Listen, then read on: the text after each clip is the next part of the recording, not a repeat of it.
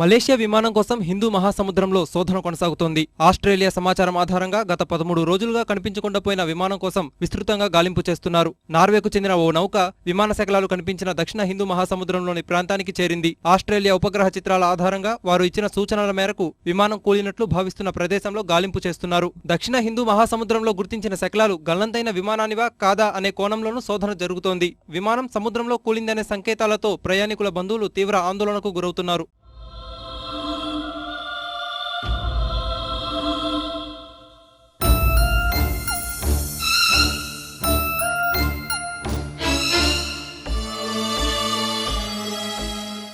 విమాన గాలింపు కోసం భారత సముద్ర జలాల్లో చైనాకు చెందిన 4 యుద్ధ నౌకల ప్రవేశానికి అనుమతిని భారత్ తిరస్కరించింది. అరేబియా, హిందూ మహాసముద్రాల్లో 6 యుద్ధ నౌకలు, 5 సముద్ర కార్యకలాపాల ఎయిర్క్రాఫ్ట్లతో తాము గాలిస్తున్నట్టు ప్రకటించింది. నేవీకి చెందిన P-81 ఎయిర్క్రాఫ్ట్, IAFకి చెందిన C-130J సూపర్ హెర్క్యులస్ ఎయిర్క్రాఫ్ట్, అదృశ్యమైన MH-370 విమానాన్ని వెతికే పనిలో నిమగ్నమైనట్టు తెలిపింది.